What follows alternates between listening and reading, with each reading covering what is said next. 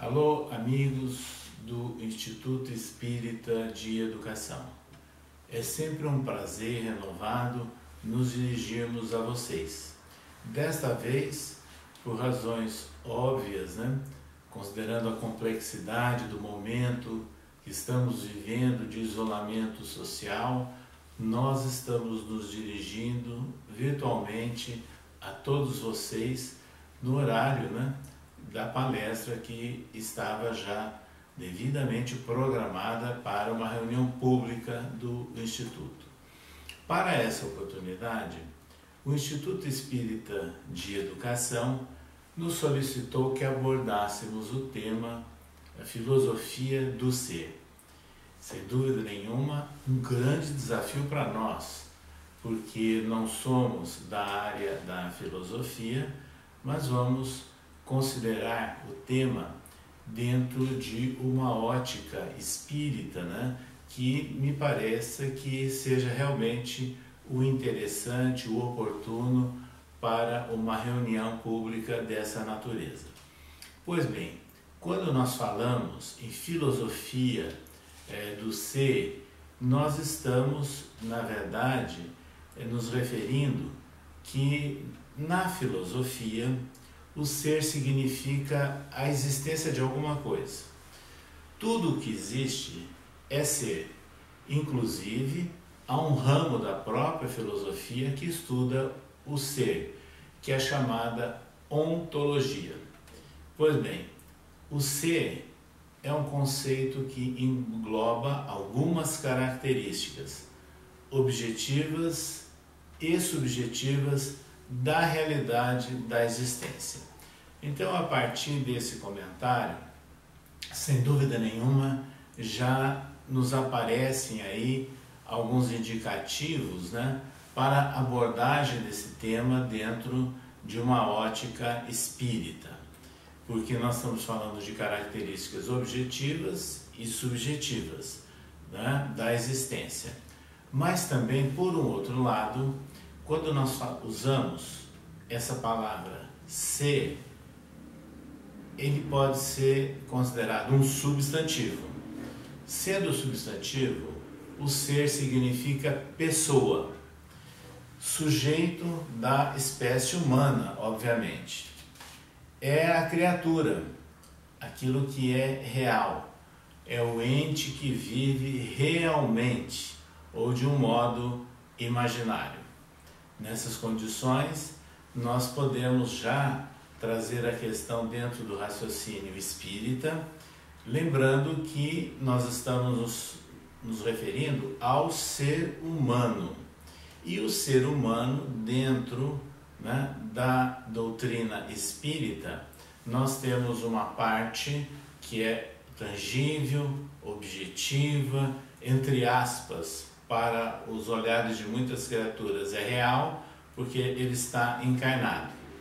E dentro dessa ideia do significado substantivo da palavra ser, nós temos também aquele conceito que fala que é o ente que vive ou até de modo imaginário. No olhar popular, obviamente fora da seara espírita, é assim que muitos imaginam o ser de natureza espiritual, quer dizer, o espírito desencarnado. É lógico que para nós espíritas não é esse o entendimento, porque o ser desencarnado, quer dizer, o ser apenas dentro de uma dinâmica, dentro de uma dimensão de natureza espiritual, ele não é imaginário para nós espíritas. Mas essa é a ideia, portanto, do substantivo. Porém, nós também devemos considerar que essa palavra ser, ela pode ser considerada, e é também, um verbo. Sendo verbo de origem grega, o ser significa estar, significa existir, quer dizer, ser e estar, existir. Então, é alguma coisa em ação, É esse o significado da palavra ser do ponto de vista quando nós consideramos um verbo. Pois bem, feitas essas considerações assim muito superficiais, né, e gerais, né, para nós comentarmos a questão da filosofia do ser dentro de uma visão espírita, aí nós temos que considerar que na vasta literatura espírita nós temos várias obras, mas há uma obra que eu diria que ela é praticamente uma obra clássica sobre esse tema. Ela se intitula O Problema do Ser, do Destino e da Dor, que foi redigido esse livro e foi lançado no século XIX por um filósofo inato e de uma natureza informal, Leon Denis, né? E que trata exatamente da questão da natureza do ser. Então, com base nesse livro, O Problema do Ser, do Destino e da Dor, de autoria de Leon Denis, nós vamos lembrar que Leon Denis ele anota que o primeiro problema, né, que se propõe ao pensamento, né, é o do próprio pensamento. Quer dizer, o ser pensa, o ser existe porque pensa, no conceito de muitas pessoas. Então, é o ser pensante, essa que é a ideia.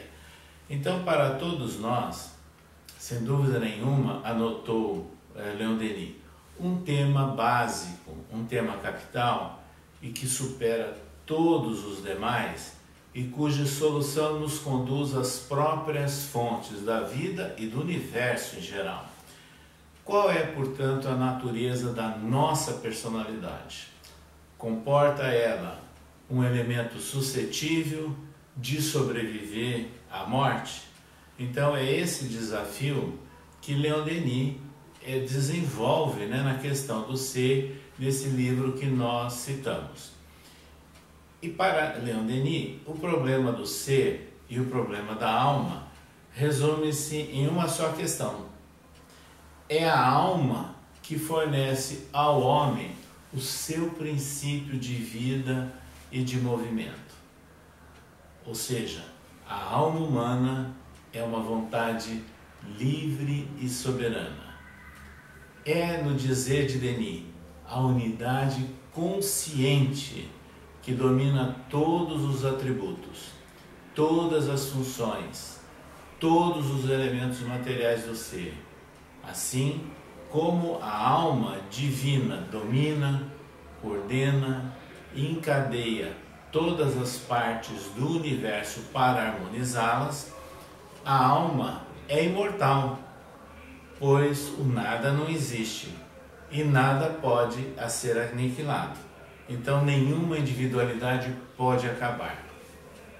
Essas observações feitas por Leon Denis são básicas e indispensáveis para o nosso raciocínio, porque para nós espíritas, nós somos seres imortais. Aliás, nós utilizamos a palavra espírito para o ser pensante, imortal e que mantém a sua individualidade mesmo quando não está dominando, não está agilizando uma organização corpórea. Allan Kardec ele utilizou o termo alma, né, ao se referir ao espírito encarnado, mas aqui não cabe tanta essa diferença, tanto esse detalhe. A grande verdade é que, sendo a alma imortal, o pensamento ele sobreexiste à morte do corpo e ele preexiste à morte do corpo. Então, o Espiritismo nos amplia muito o conceito de ser e de pensamento. Nessas condições, quando nós estamos reencarnados, animando um corpo material, o nosso espírito, ou seja, o nosso eu, né, nós estamos trazendo para este momento, sem dúvida nenhuma, algumas repercussões, alguns reflexos de vidas anteriores, mas estamos inseridos também dentro desse contexto em que nós estamos vivendo dentro no cenário físico ou no cenário objetivo. Então, para Leon Denis, quando ele fala que o problema do ser e da alma resume-se em um só, porque a alma é o princípio da vida e do movimento, é isso que ele quis dizer.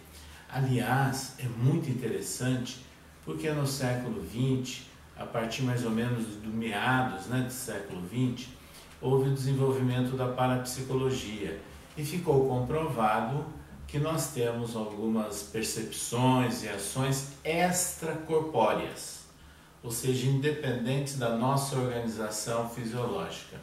Quando se fala de atividade extracorpórea, então para nós espíritas, nós estamos falando de algumas propriedades que nós temos como seres espirituais, embora reencarnados. Embora utilizando uma carapaça, uma organização física, nós temos todo um campo mental, um campo vibratório, e que interage com outros campos vibratórios, quer de encarnados, quer de desencarnados. Então é muito importante lembrarmos que o pensamento tem vida. O pensamento, ele se expande, ele se projeta. Aliás, quando nós falamos nessa questão, nos lembramos aqui de um livro marcante, psicografado por Francisco Cândido Xavier e assinado pelo Espírito Emmanuel. O livro se chama Pensamento e Vida.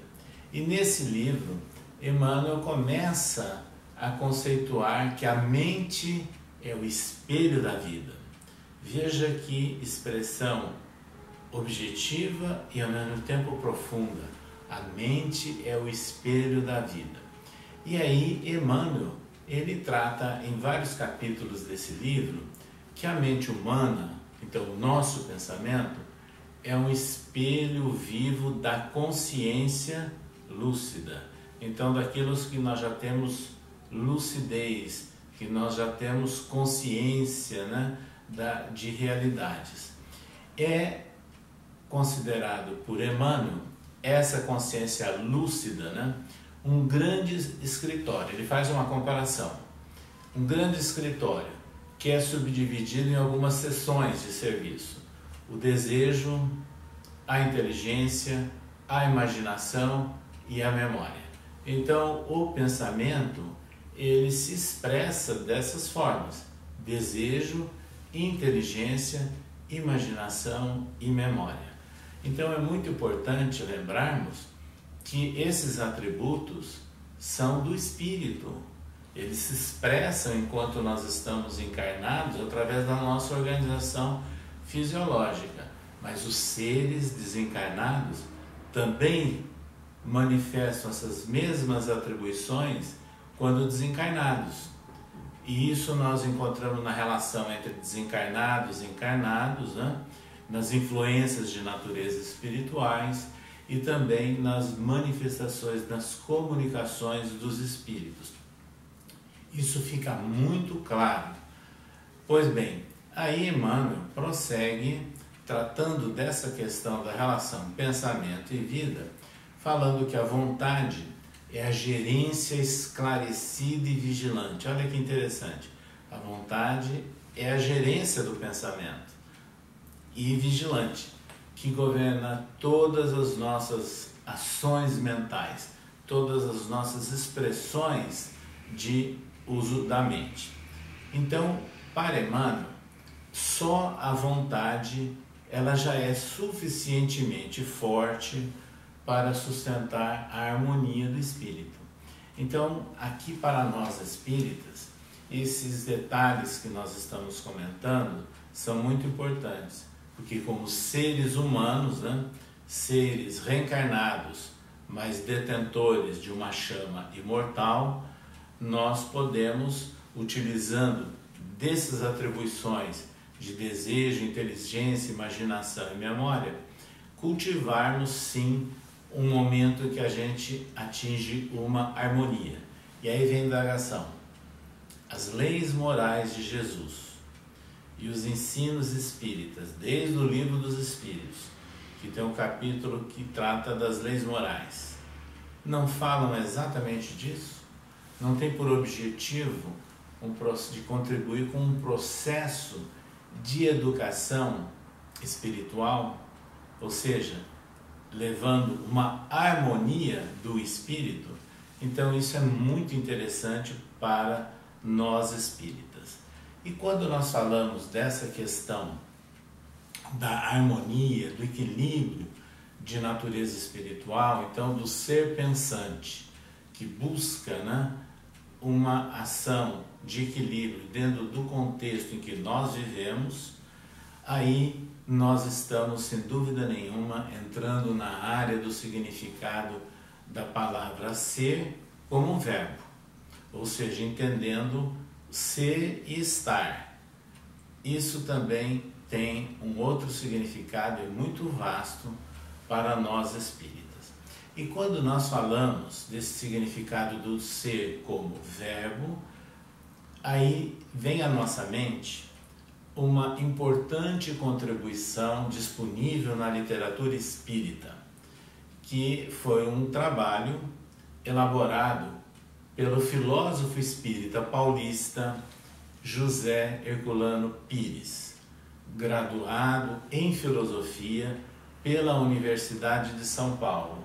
E ele publicou essa sua proposta, essa sua tese, em forma de livro, que passou a ser, portanto, uma tese existencial. E esse livro é intitulado O Ser e a Serenidade. E ele se encontra disponível hoje dentro da literatura espírita. Aqui vale um comentário curioso. Herculano Pires foi um dos fundadores aqui do Instituto Espírita de Educação no ano de 1949 e que, aliás, o Instituto Espírita de Educação surgiu como um departamento de educação da União das Sociedades Espíritas do Estado de São Paulo. Mas entrando aí em alguns conceitos, né, tratados por Herculano Pires, nesse seu livro Ser e a Serenidade, ele propõe ali um fato novo, um conceito bem diferenciado e inovador, do ser interexistente. Veja que interessante. Então ele propõe uma filosofia da interexistência e da serenidade. Então é essa relação que é muito importante para compreendermos, né, o encaminhamento e a vastidão da compreensão da palavra ser como verbo. Para Herculano Pires, é um conceito novo, né, que ele trouxe, criando essa palavra. Ser interexistente significa que, sendo seres espirituais encarnados, por exemplo, nós temos propriedades espirituais, incorpóreas, e interagimos não apenas aqui com o mundo corpóreo, o chamado mundo objetivo, mas também interagimos com os seres espirituais ou incorpóreos. Ou seja, nós interagimos com as duas dimensões, a humanidade encarnada, que está ao nosso aqui redor do ponto de vista objetivo, e a humanidade desencarnada, que também está aqui ao nosso redor, apenas que numa outra dimensão. Então é essa interação que nós fazemos, sendo seres espirituais e tendo propriedades espirituais, com os seres encarnados, mas também com os seres desencarnados. As duas dimensões, na verdade, representam, né, ações de natureza espiritual. É o espírito encarnado e o espírito desencarnado. Então, pelas propriedades que são comuns de natureza espiritual, há essa interação. Por isso, essa palavra é muito interessante, muito oportuna. Somos seres interexistentes. E ao falar, né, nessa criação desse vernáculo, né, ser interexistente, Herculano Pires ele quis demonstrar a relação nossa, né, de seres encarnados com o mundo que nós vivemos.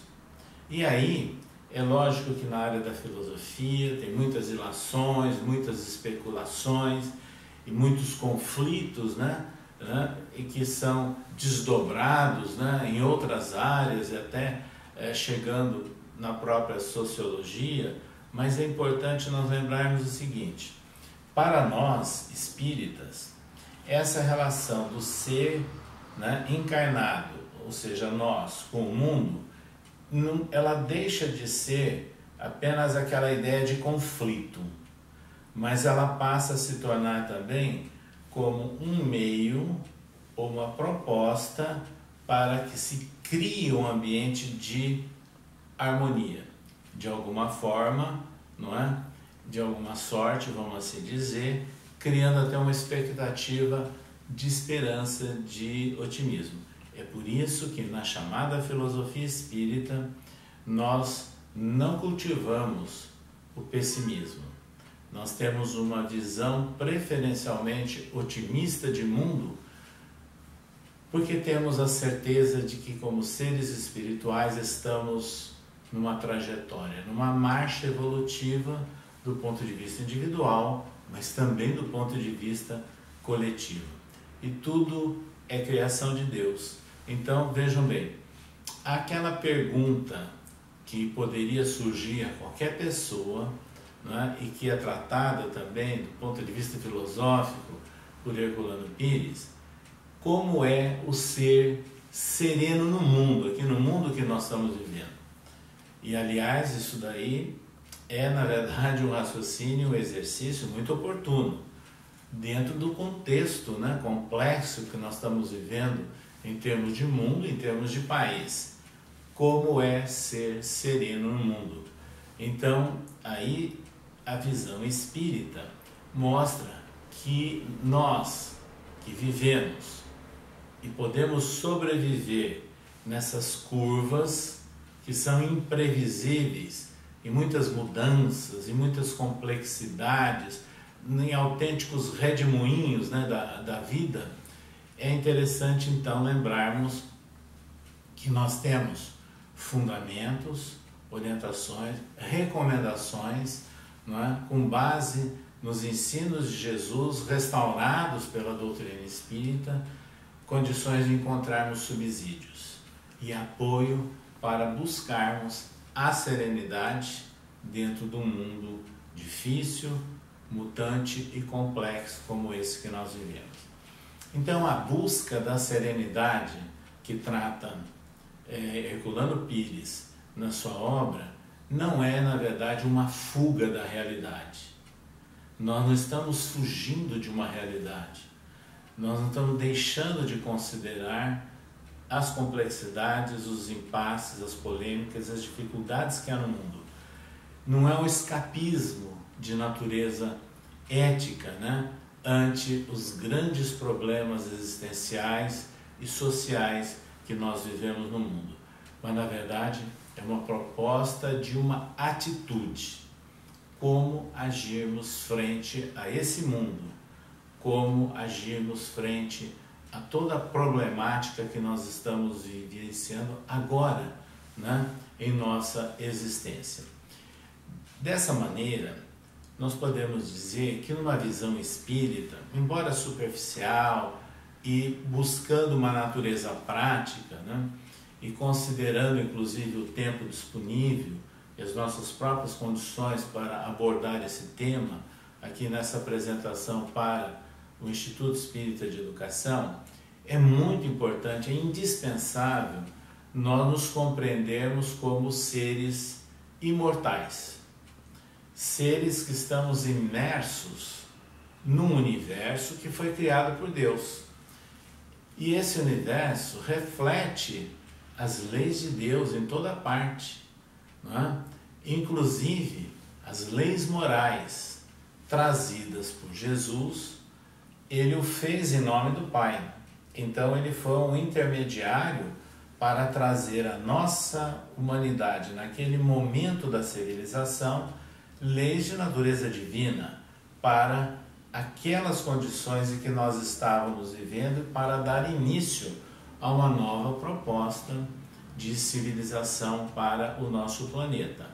Então, à vista disso, são sempre recomendáveis os esforços para que a gente possa sempre agir de uma maneira coerente com os ensinos de Jesus, com as leis morais trazidas por Jesus, porque elas refletem leis universais, leis criadas por Deus. E é nesse momento e nessas condições é que nós vamos então encontrar roteiro para que o ser caminhe.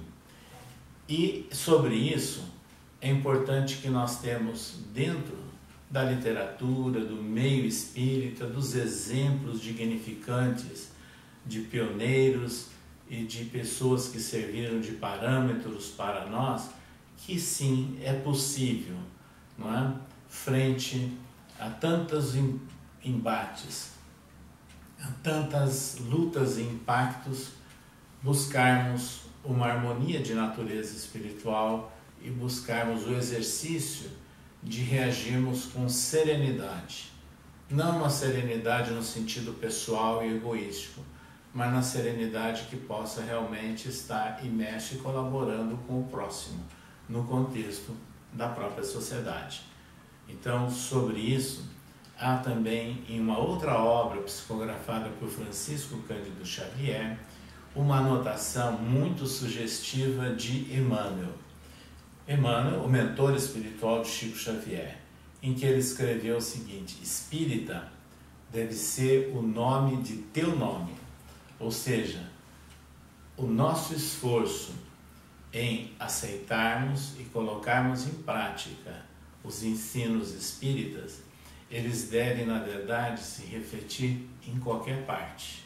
Não é apenas no ambiente do centro espírita, não é apenas no momento em que se fala ou no momento em que se faça uma execução de alguma atividade dentro da seara espírita.